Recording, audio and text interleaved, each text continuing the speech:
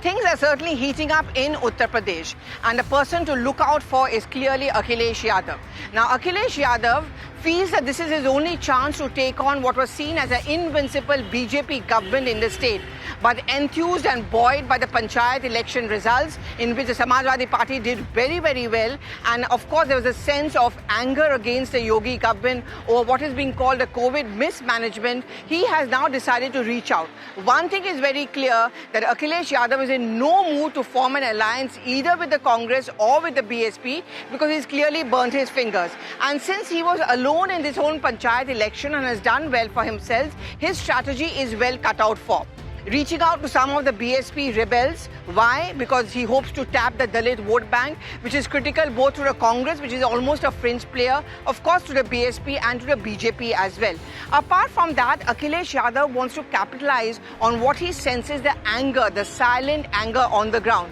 We are seeing a kind of a strong, aggressive campaign by the sitting Chief Minister Yogi Adityanath, even as he faces certain amount of resentment and anger over COVID mismanagement, where the Chief Minister is trying to send out a message that he is trying to do his best. So there are schemes which are being announced, statistics which are being rattled off.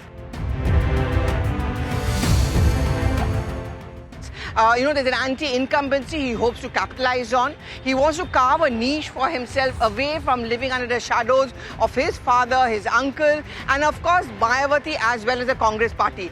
Those alliances, UP ke ladke, certainly did not work for him.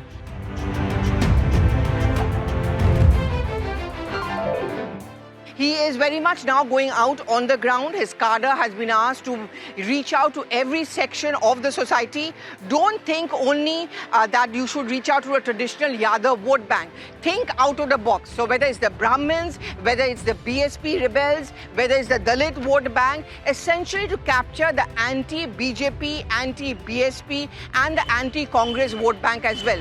Now, as far as the BSP or Mayawati's image is concerned, what he's trying to do is he's building up this narrative that she's actually a B team of the BJP. She's let down the people of Uttar Pradesh. She's also let down the Dalits. And therefore, she cannot be trusted, cannot be an alternative. Certainly, you're finding Mayawati much a truncated leader for someone who was once upon a time a formidable leader in Uttar Pradesh. As far as the Congress is concerned, well, who would want to align with a complete fringe player?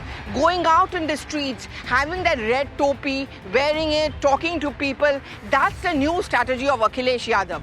One more thing which is important and interesting is that you are seeing the Trinamool Congress in its effort to have a national alternative with like-minded parties also giving a backroom kind of a support to Akhilesh Yadav. What sources are telling me is that we can expect a meeting soon between Abhishek Banerjee and Akhilesh Yadav, and certainly he's going to have a lot of backing from the other so-called invincible leader, which is Mamata Banerjee. The argument within the Samajwadi camp, and something which Akhilesh Yadav has told his people, is she did it, she could do it, so can we. What's that space? Because Uttar Pradesh certainly is no longer going to be all that a clean fight or a straight fight as we were thinking it to be all along.